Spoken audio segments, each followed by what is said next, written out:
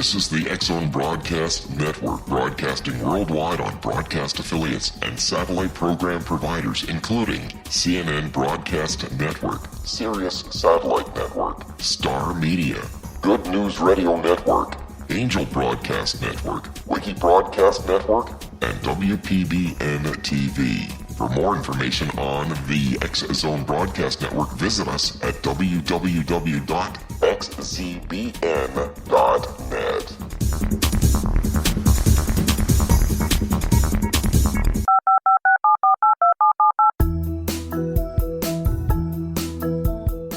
Did you know that when you're on the road with limited data or Wi-Fi, you can still listen to the X-Zone Radio Show with Rob McConnell, The Science of Magic with Gwilda Wiyaka, X-1, Dimension X, Space Patrol, and every minute of the X-Zone Broadcast Network by calling 213-401-0080, courtesy of Audio Now. No smartphone, app, or internet needed. It saves your data plan, and it's free if you have unlimited minutes. Call 213-401-0080 to listen on any phone, anytime, anywhere. Remember, 213-401-0080 for the best of the paranormal, parapsychology, and sci-fi radio programming anywhere, 24/7, 365.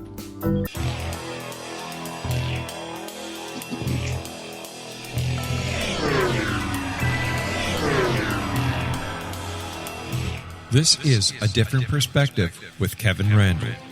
A retired U.S. Lieutenant Colonel, Kevin Randle has been studying UFOs for nearly 50 years. Kevin has investigated some of the most famous UFO cases in the world and has been consulted for dozens of documentaries about UFOs. Considered one of the leading experts into the Roswell UFO crash of 1947, Kevin has written more than 25 books about UFOs, including the recently published Roswell in the 21st Century. Now, here's the host of A Different Perspective, Kevin Randle.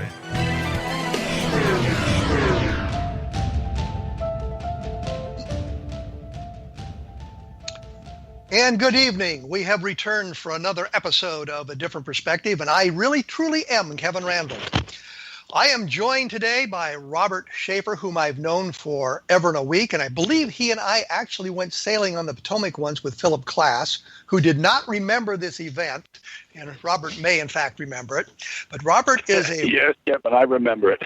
Okay, then I have confirmation. Robert is a writer with a lifelong interest in astronomy and the question of life on other planets. He is one of the leading skeptical investigators of UFOs, a fellow of the well-known Committee for Skeptical Inquiry, CSI, which used to be PSYCOP, and has written the psychic vibration column for its publication, The Skeptical Inquirer, for over 35 years. He is a founding director and a past chairman of the Bay Area Skeptics, a skeptics group in, guess what, San Francisco, Bay Area. And he has published books on a variety of paranormal topics and has appeared on many radio and television programs. His latest book is Bad UFOs, and you can learn more about Robert at his website, www.debunker.com, which gives you a clue to his attitudes, and his blog, www.badufos.com. Robert, welcome to A Different Perspective. Thank you, Kevin. I'm very happy to be here. Even though we are going to clash somewhat, I fear. Oh, that's even better. That's what makes for better radio anyhow. Right. Although, I don't know, there's some things that we may not clash on as much as we might have at one time, but that's further discussion. Well, I think as I have aged, matured, I have changed my attitudes based on evidence I've seen or the lack of evidence for certain things. And I would hope that you feel the same way or operate in the same fashion, change your attitudes and whatnot as you see evidence or the lack of that evidence. But you, if I read your book correctly, Bad UFOs, get that in once again, you come at this from the point of view that there is no alien visitation.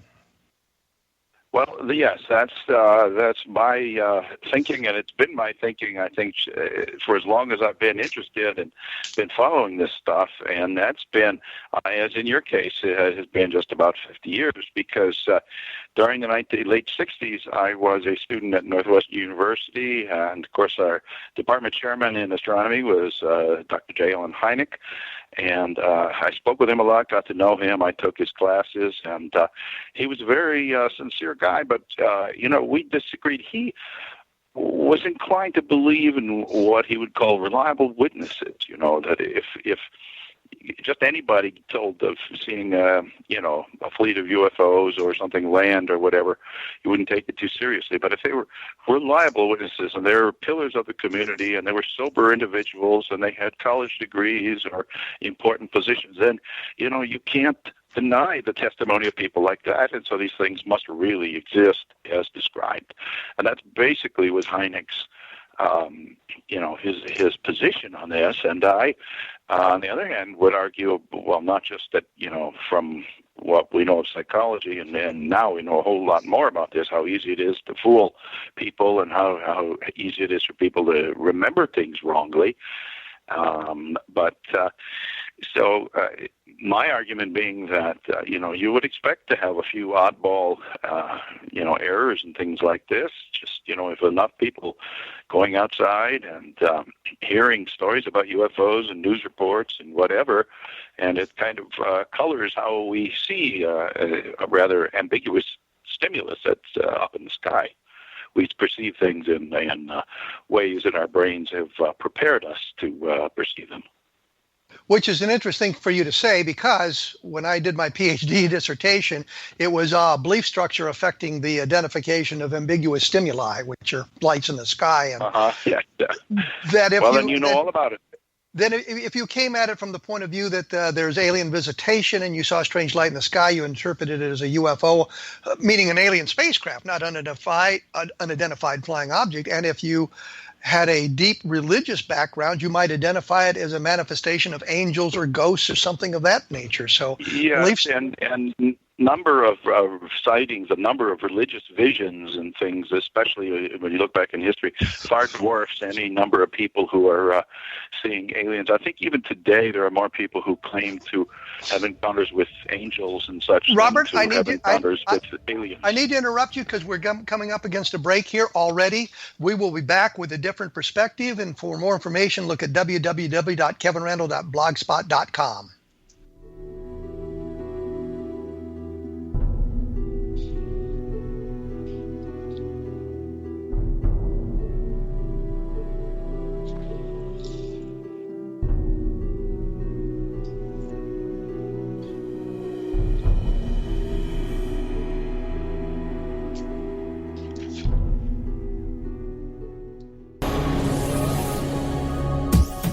This is the X-Zone Broadcast Network, broadcasting worldwide on broadcast affiliates and satellite program providers, including CNN Broadcast Network, Sirius Satellite Network, Star Media, Good News Radio Network, Angel Broadcast Network, Wiki Broadcast Network, and WPBN TV. For more information on the X-Zone Broadcast Network, visit us at www.xzbn.net.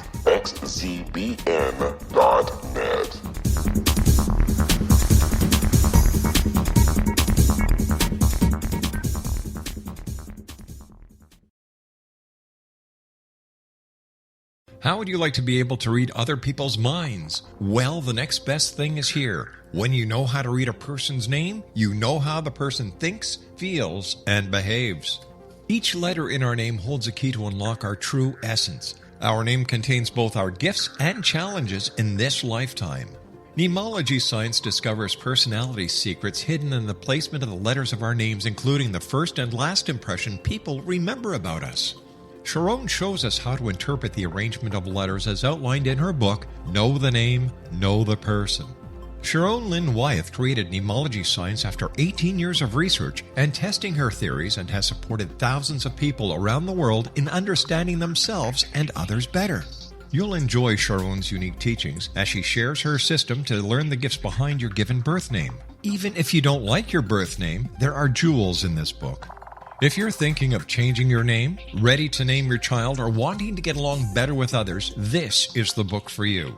If you'd like to improve your relationships and change your life for the better, get the book today, Know the Name, Know the Person, or visit www.knowthename.com. That's www.knowthename.com. This is the X-Zone Broadcast Network, broadcasting worldwide on broadcast affiliates and satellite program providers, including CNN Broadcast Network, Sirius Satellite Network, Star Media, Good News Radio Network, Angel Broadcast Network, Wiki Broadcast Network, and WPBN TV. For more information on the X-Zone Broadcast Network, visit us at www.xzbn.net.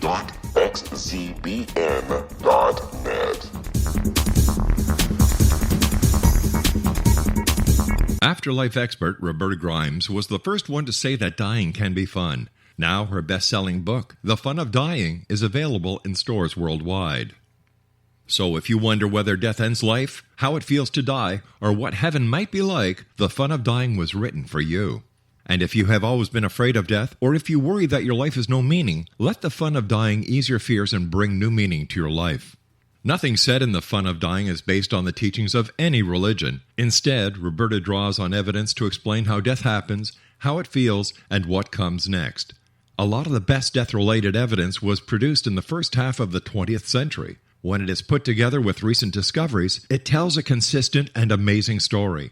Roberta Grimes blogs and answers questions at robertagrimes.com. Her wonderful book, The Fun of Dying.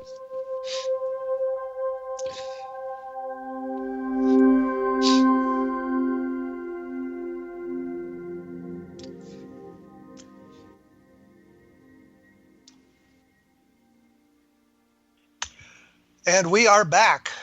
I have somehow spaced out. I don't know what I was thinking there. My guest is Robert Sheaffer, who is an arch skeptic who doesn't believe in alien visitation and thinks all the UFO sightings that are reported have a terrestrial explanation. And for a great majority of them, I think he's probably right. We were talking a little bit about belief structure and its impact on identification of ambiguous stimuli. And I think we really kind of covered that. I know I had to interrupt Robert because we were up against a break there. But I think he and I both agree that in many cases, the witness will identify these stimuli is something that they're familiar with or comfortable with or something like that, which may inhibit their actual identification. But what I wanted to get into some of this skeptical stuff with Robert. And the question, well, the question I have, and I've never got a satisfactory answer for it, and Robert probably can give us one, is we who are investigate UFOs, if we believe in alien visitation, they say we have a bias built into our investigation that leads us in that direction.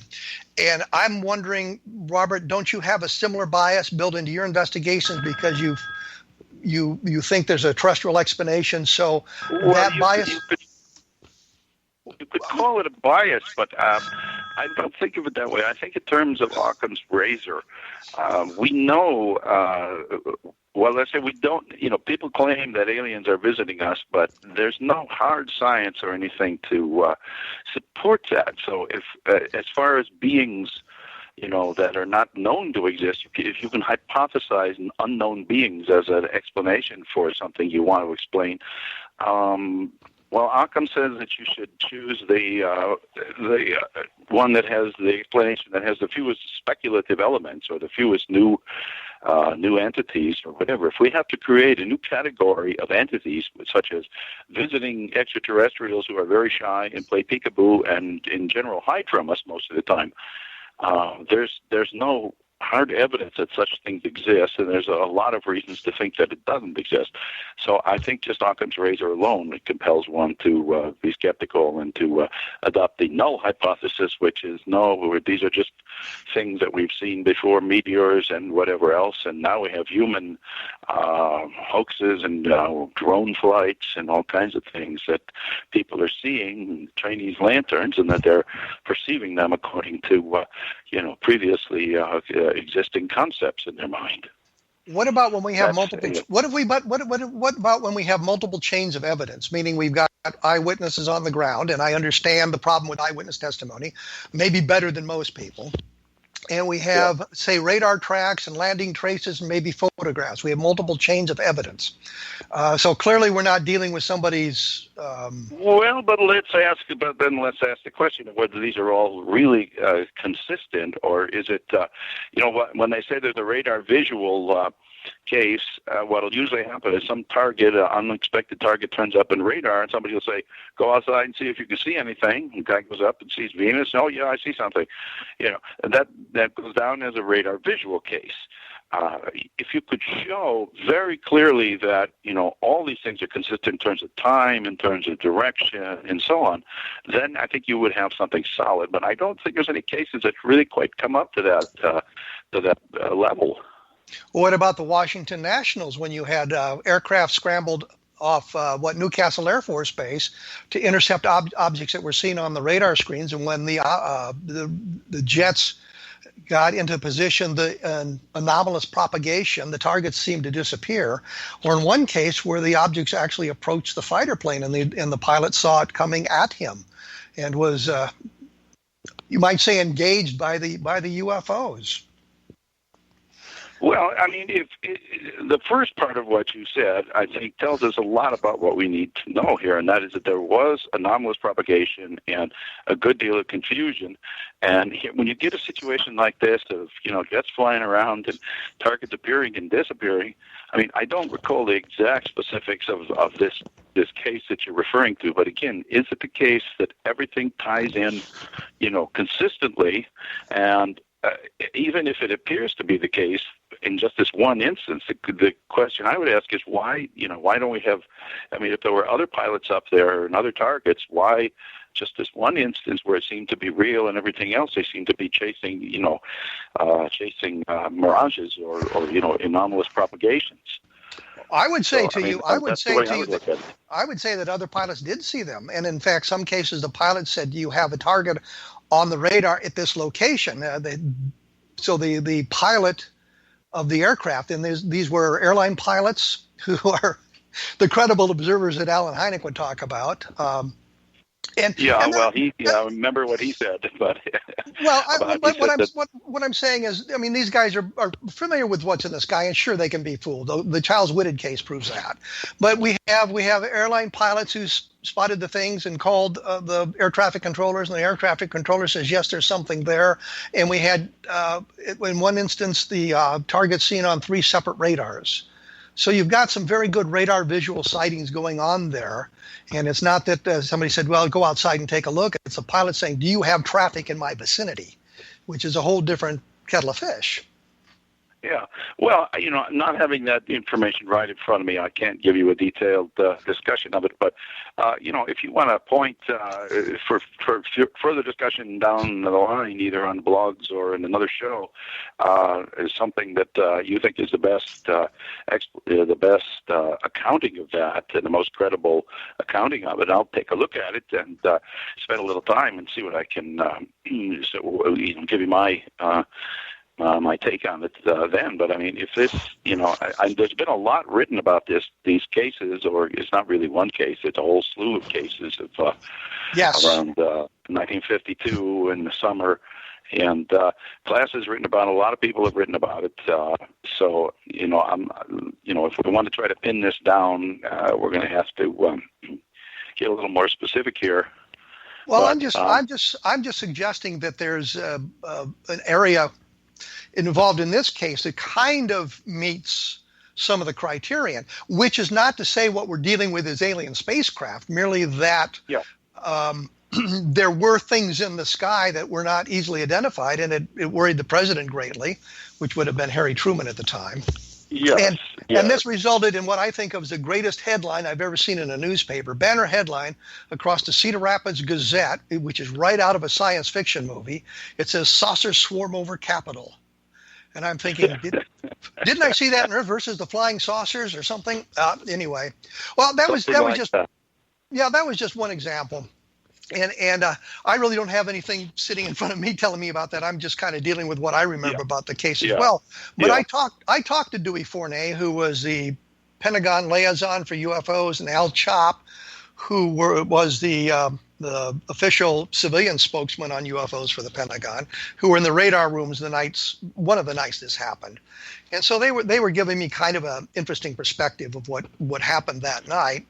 And I'm not sure that the anomalous propagation argument works for everything in that case. Although there was to be fair, there was one case where they radar operators were trying to direct a guy to an object, a B-25 pilot and his crew to an object, and every time they said you're right over the object, he was over the Potomac River, and there was some kind of a boat on there, and the anomalous propagation bends the radar waves, so it may have been that the radar scope was picking up this object on the Potomac. So there are sometimes ground objects turn up. Now the electronics has gotten much better in the radar in terms of rejecting false images, and it has been pointed out by Phil Klass and others that these types of radar sightings, big-scale radar sightings especially, aren't really happening anymore. And it's either because the UFOs went away, as some people would say, or it's because we're getting better at identifying and rejecting false targets and false propagation. So, it's hard to say. Can I ask you something about Roswell? Can we get on that for a moment? I was actually gonna wait until the next segment before we got to Roswell. All right, fine. We'll do the Roswell next. Go ahead and ask your question, because it may lead into the question I had for you. So let's see what we can do. Right. Okay. Well, I'm looking at this review by Jerome Clark of your newest book of the Roswell in the 21st Century, and this is in 40 Times, I believe, the current issue. He says that this book is noteworthy for being the first recantation by a major figure in the controversy, now nearing its fourth decade. So the first question I'd want to ask you is, do you agree with his characterization? He calls it recanting Roswell certainty. Do you feel that there is an element of recanting in this book? Well, when you say element, certainly there is. And what I did was look at it as a cold case. Starting over from scratch, looking at all the files, looking at the interviews, how things have gone, what we've learned about some of the witnesses, and how unreliable they were.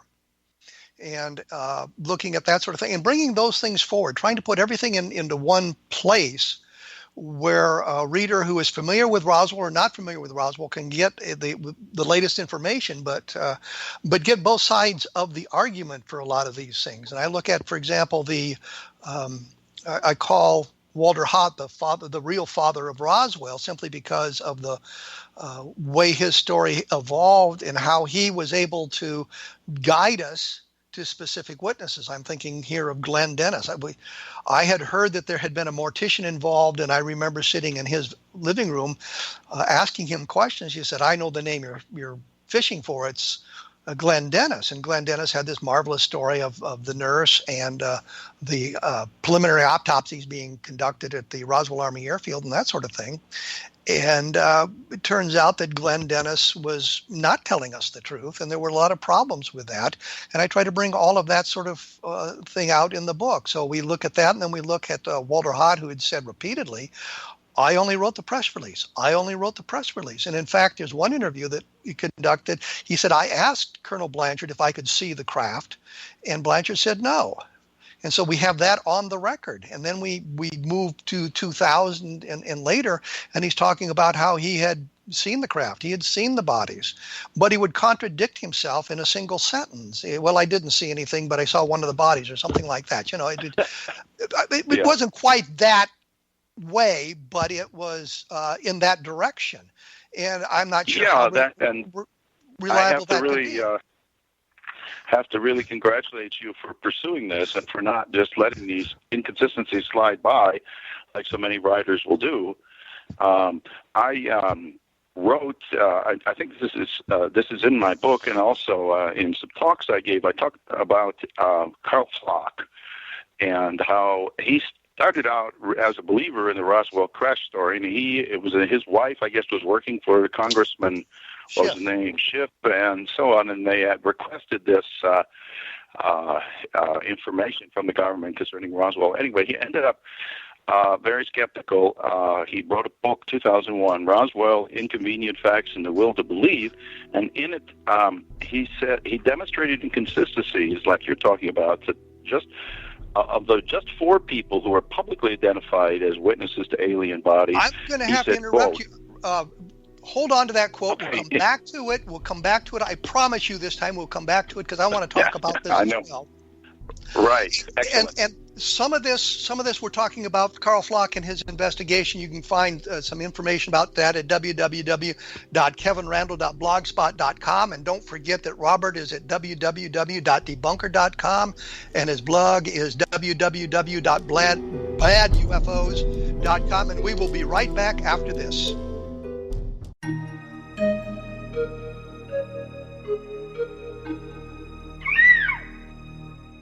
While science pursues fact, magic accesses the quantum level, bridging random facts to form truth. As long as science and magic remain separate and polarized, the truth cannot be known. I'm Gwilda Wiyaka. Join me on the Science of Magic radio program, dedicated to unification and evolution of consciousness.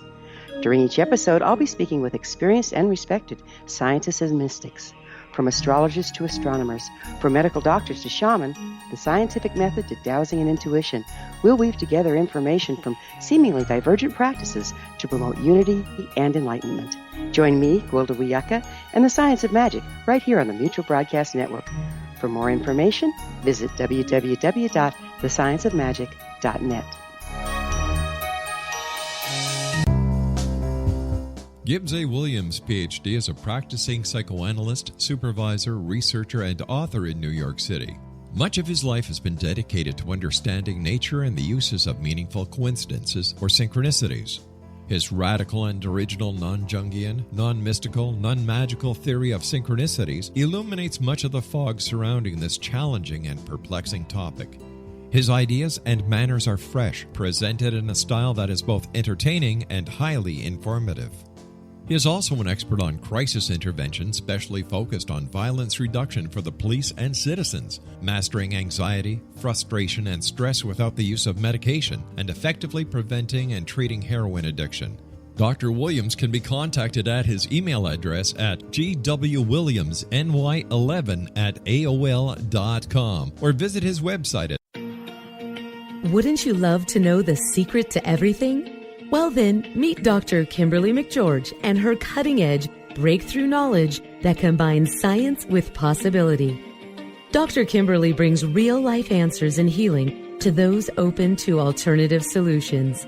She teaches solution-based programs and classes that will change all areas of your life forever.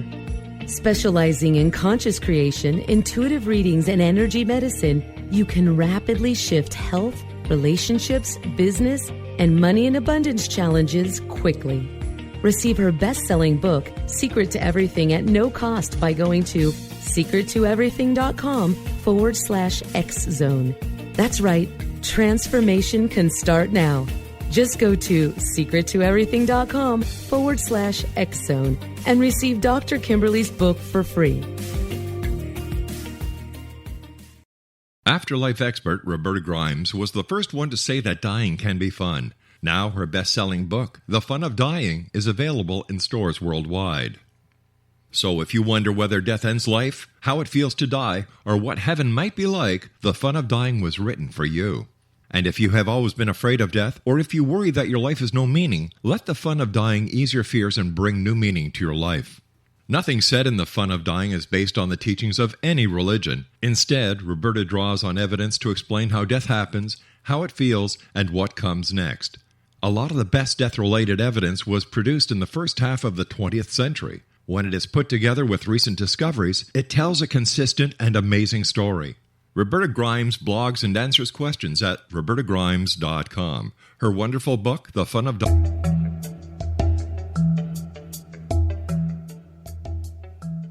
And we are back with Robert Sheaffer, whom I cut off because we were coming up against a break here, and he was talking about Carl Flock in his book, Roswell, Inconvenient Facts and the Will to Believe. And you were going to quote... How time flies when you're having fun? Oh, absolutely. And you were going to read a short segment from that, although I much prefer that you promote my book, Roswell in the 21st Century. Well, I'm about to get to your book after I talk about his book. Okay. What Flock said in 2001 was after analyzing the story of the 4 publicly identified witnesses, he said, quote, "Not one of the purported first-hand witnesses to alien bodies and a lone survivor is credible. Not one." End quote. Now, looking at this review in 40 Times of your new book, which I haven't seen your new book yet, so I have to rely on what it says here. And it's supposed to be coming to you from the publisher, and I sent him a copy of the review and your address 2 weeks ago. Okay, well, fantastic. I'm sure it'll get here at some point. The reviewer, Jerome Clark, said, of 8 claimants he spoke, that is you spoke directly with all who said they had observed such bodies. Randle writes, not one, ... turned out to be telling the truth. So essentially you're saying what Flock said back then, only you've raised the number from 4 to 8. And I had always said that I had talked to 8 people who claimed to have seen the bodies, and I said that as early as 1991, 1992. And some of them I thought were quite reliable, and they all, well, Glenn Dennis was one of them, for example, and they all seem to have blown up on us. So Flock was correct on that point, that the people who claimed firsthand knowledge of the bodies, we were left with basically secondhand testimony, family members who said that my father saw the bodies, or my brother saw the bodies, or something like that. So he's right. And of course, the whole reason for this is, to try to explain these sightings of bodies, we get these oddball things like Annie Jacobson writes that it was a commie Nazi saucer with Mengele and Stalin, and they had crashed in Roswell with children who'd been mutilated or something, and this crazy stuff like that, or that they supposedly, the Air Force was dropping crash test dummies or something in the desert, and this is intended as an explanation of why we have reports, why people are seeing bodies in the desert. But I think what we've just established is nobody really is testifying to seeing these little bodies, or at least nobody who appears to be telling the truth is seeing bodies. Well, we have some interesting secondhand testimony, and I quote it that way, secondhand testimony that suggests that. And we have some problems. We go back to Carl Flock, and he writes that he had spoken to 3 firefighters, Dan Dwyer being a fire lieutenant, the father of Frankie Rowe, who told her that he had seen the bodies. And Flock says he talked to the firefighters, and not one of them said this was true. They didn't make the run outside the city limits. What I point out in my book is that I talked to one of those guys as well. And we were talking about this, and he was telling me the exact same thing he told Carl Flock. We didn't make a run. We didn't go out there. And I asked another question. I said, do you know Dan Dwyer? And he said, oh, I know Dan. He went out there. And I said, what? And he said, yeah, he went out in his private car. This colonel came by, and I don't know why it's always a colonel. It's never a captain, never a major. It's always a colonel. Came by and said, we have this handled. You guys don't need to go out there. So Dwyer went out in his private car. So there was no fire department run out there, so we couldn't find it in the fire records, which we couldn't find because I'd looked. But we had a firefighter who Carl had talked to, who told him that we didn't make the run out there, which was true, but he didn't ask the follow-up question. And that kind of bugged me a little bit about Carl's book. He didn't go the extra step to ask the additional question, which leads me into my next point about skepticism. A lot of the skeptics embraced the Project Mogul explanation for Roswell. My question to you is this: what about the entry in Albert Query's diary? It says flight number 4, the culprit, supposedly that caused this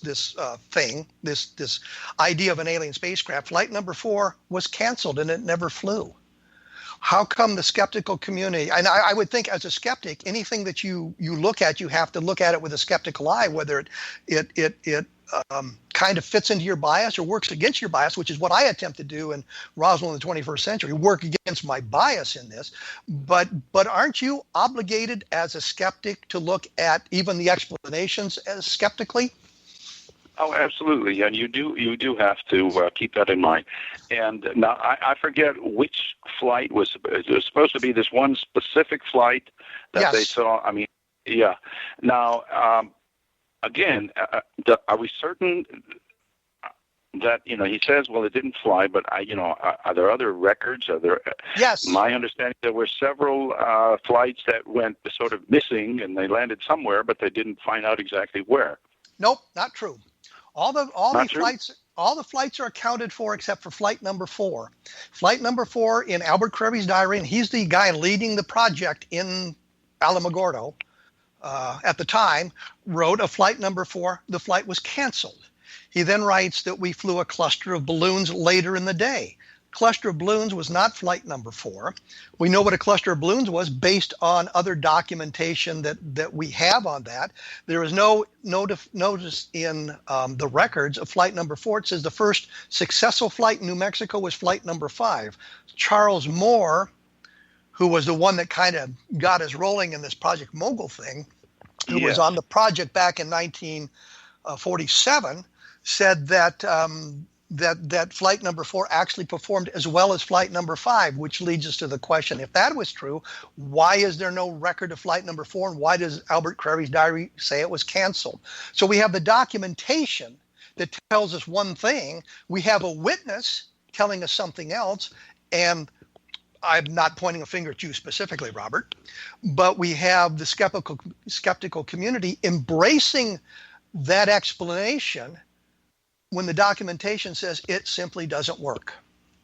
Well, I guess what you're saying is that the documentation is inconsistent here because, Moore says one thing and the other guy says another thing. And No. Moore has no documentation to back it up. Moore is going strictly on his memory of the flights.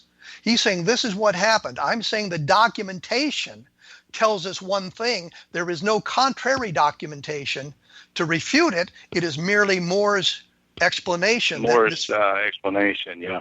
Well, again, I haven't followed all the details of that yet, but if it does turn out that this is ironclad in terms of it not being mogul. I mean, there could certainly be a lot of other things, just plain old weather balloons from somewhere else, from a long ways away, coming down. I don't think we have enough really good information as to what was found. We do have that photo, General Ramey and the debris, and so I guess that's basically is our best. If you believe that that's what they actually recovered, or if you believe that they switched it somehow as part of the, as part of the cover-up. It's absolutely true that the photographs taken in General Ramey's office are of a weather balloon and a radar reflector. That's absolutely clear. And Project Mogul was made up of radar reflectors and weather balloons and microphones and some other things like that. The arrays were at one point about 600 feet long, and they were required to file NOTAMs, which are notices to airmen, for those of you who are not pilots.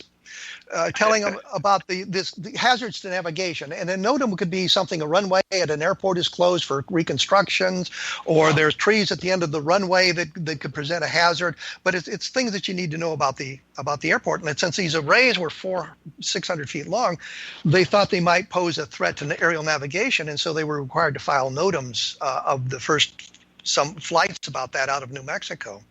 But the thing was, they were not allowed to fly them in cloudy weather, and they were not allowed to launch them prior to dawn, so that the pilots would have an opportunity to see them. And flight number 4, according to Moore, was launched at 2:30 in the morning, even though Crary says that we had no flight today because of clouds. So, I mean, I think the documentation is pretty clear on that point. And when you get your copy of Roswell in the 21st Century, there is a huge appendix that deals with all that information in great detail. So all the arguments are there, and what Moore has said, and what other people have said, and what the arguments turn out to be. And I'm not sure how excited the radio audience is about our discussion of this in such detail. But the question was simply that when we have documentation, which I think the skeptics would say take precedent over memories that are 40, 50 years old. Yes, why do the skeptics reject the documentation for Project Mogul? And I don't think for very good reasons. And I've noticed that in other cases where the skeptical argument really doesn't match all the facts, and yet the skeptical community seems to embrace it. And that was my question. Why shouldn't you remain skeptical of all aspects of it? And it seems that well, of course, and I remain open to explanations that it may have not been Mogul, may have been some other explanation. I would push back against extraterrestrial explanations on the grounds of Occam's razor and such. But if somebody wants to suggest that something else of human construction was out there and was found and was not identified, then it's I don't have a problem with that. But getting back to what we said earlier about the debris photographed in General Ramey's office, I mean, what you would presumably be saying is if this was not Mogul, if this was something else, then they must have come up with the debris from somewhere and then switched it, because what we're seeing is clearly, radar reflectors and things like that. And so, but that's not a problem. That's not a problem for an active Air Force base, which has a weather station on it. And I actually asked Irving Newton, who was the weather officer that identified the balloon in the radar target in Ramey's office, which is another bit of minutia for all of you. But I asked him specifically, could you have found a radar target and weather balloon if you needed to? And he said, oh, yeah, he could.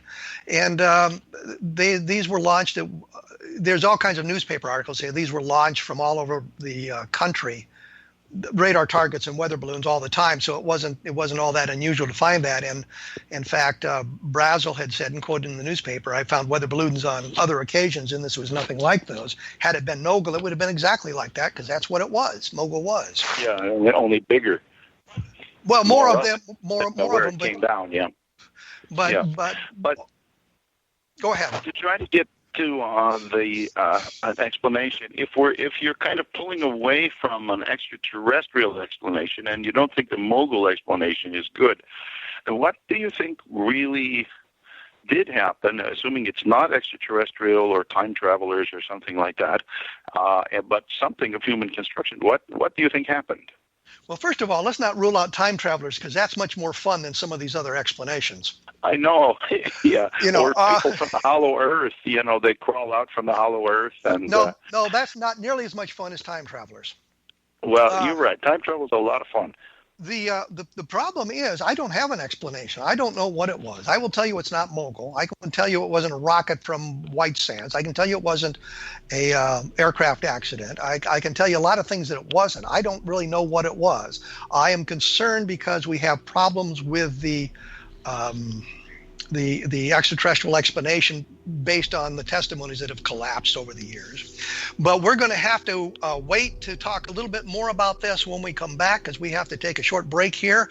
A lot of this has been discussed at www.kevinrandle.blogspot.com, and it is discussed in great detail in Roswell in the 21st Century. We will be back right after this, so please stick around.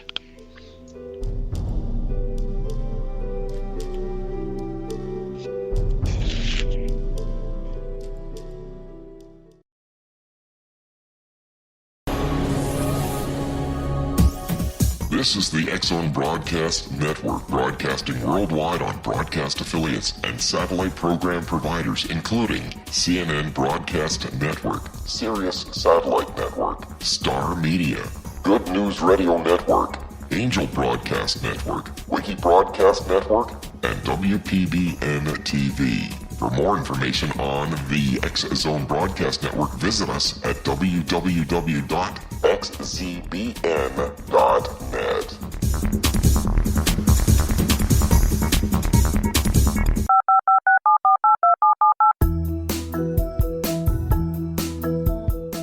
Did you know that when you're on the road with limited data or Wi-Fi, you can still listen to the X-Zone radio show with Rob McConnell, The Science of Magic with Gwilda Wiyaka, X-1, Dimension X, Space Patrol, and every minute of the X-Zone broadcast network by calling 213-401-0080, courtesy of Audio Now. No smartphone, app, or internet needed. It saves your data plan, and it's free if you have unlimited minutes. Call 213-401-0080 to listen on any phone, anytime, anywhere. Remember 213-401-0080 for the best of the paranormal, parapsychology, and sci-fi radio programming anywhere, 24/7, 365.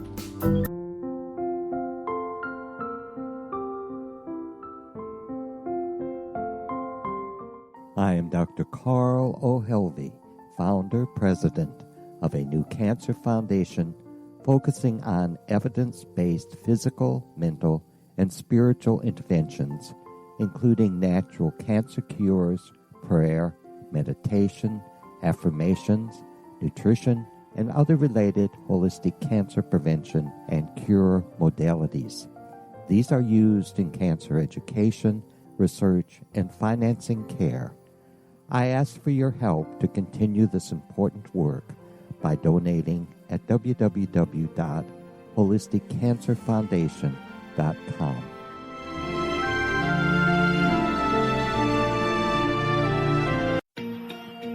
Wouldn't you love to know the secret to everything? Well then, meet Dr. Kimberly McGeorge and her cutting-edge breakthrough knowledge that combines science with possibility. Dr. Kimberly brings real-life answers and healing to those open to alternative solutions. She teaches solution-based programs and classes that will change all areas of your life forever. Specializing in conscious creation, intuitive readings, and energy medicine, you can rapidly shift health, relationships, business, and money and abundance challenges quickly. Receive her best-selling book, Secret to Everything, at no cost by going to secrettoeverything.com/X-Zone. That's right, transformation can start now. Just go to secrettoeverything.com/X-Zone and receive Dr. Kimberly's book for free.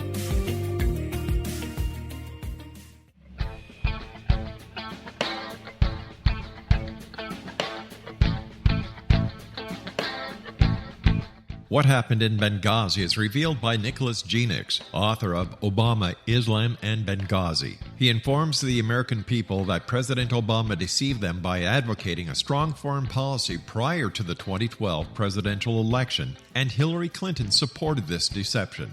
As the title infers, there is a connection between Obama, Islam, and Benghazi.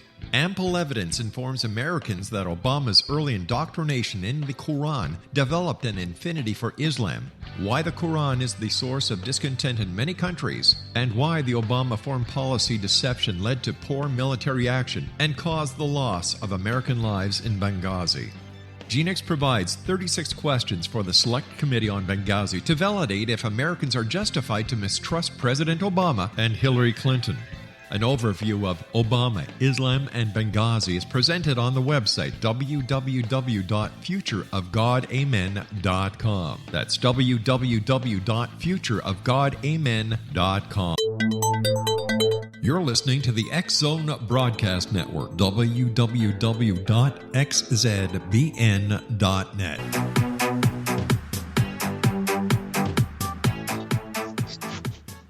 And for those of you keeping score at home, we are back. And I don't know how this has happened that we've come back, given the discussion that went on privately here. I wanted to move away from the Roswell case, which I think Robert and I pretty well hammered into the ground. And you can take a look at some of what he says in his book, Bad UFOs, or at his blog, www.debunker.com and www.badufos.com. In his book, he talks about abductions. And the one thing that annoys me about these discussions, well, there's two things. Number one is, unfortunately, I am the guy who first reported the aliens coming into the bedroom.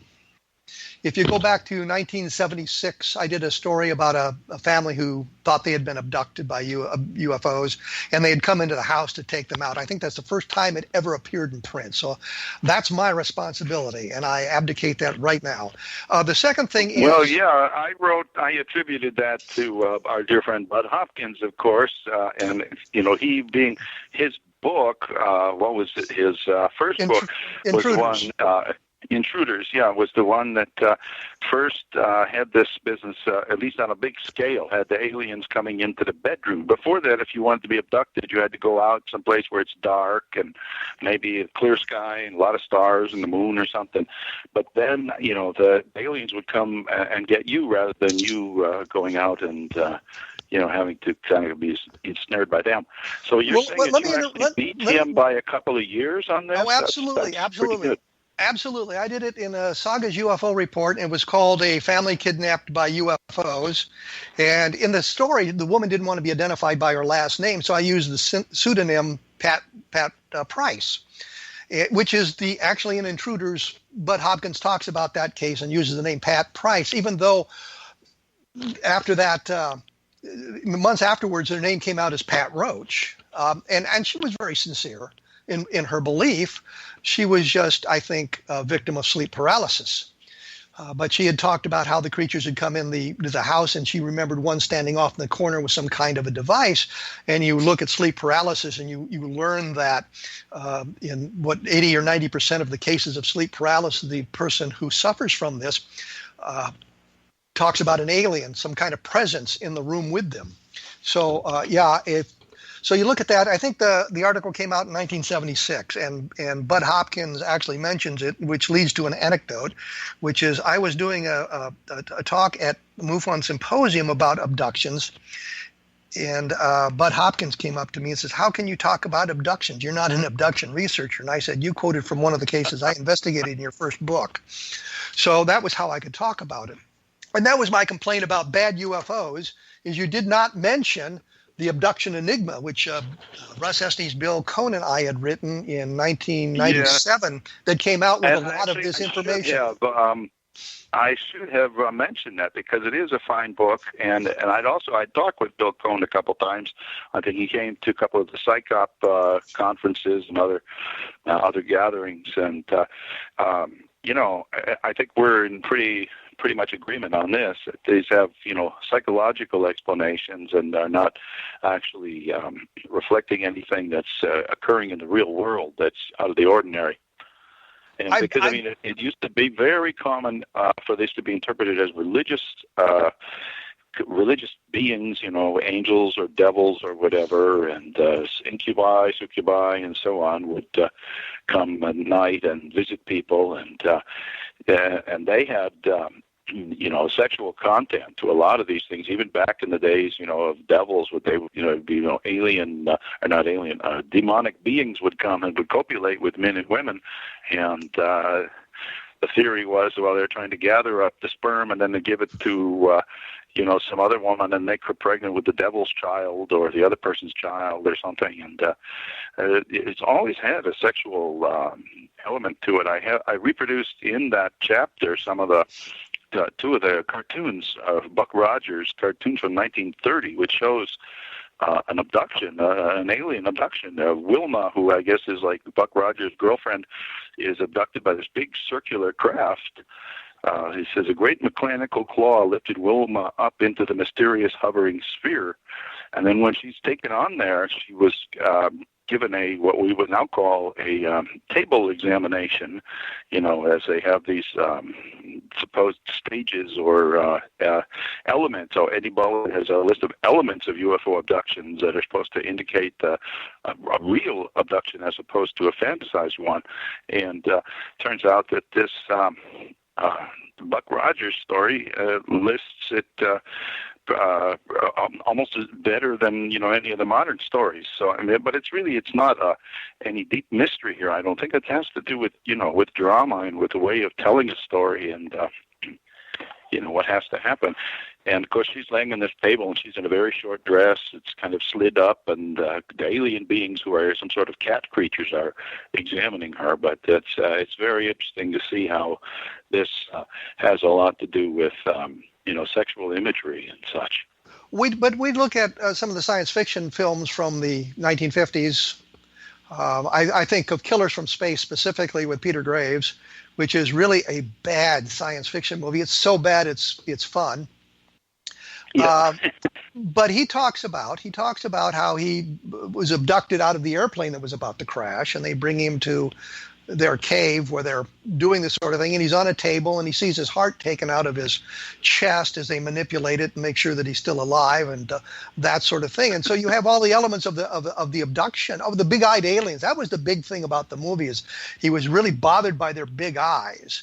And but you have all the elements of the abduction in this really bad 1950s science fiction movie when Bud Hopkins, and I pick on Bud Hopkins because he was sort of the guru, saying there were no traditional sci-fi gods or demons to account for the abduction phenomenon. And we say, yeah, Killers from Space, pal. Take a look at that. Yeah.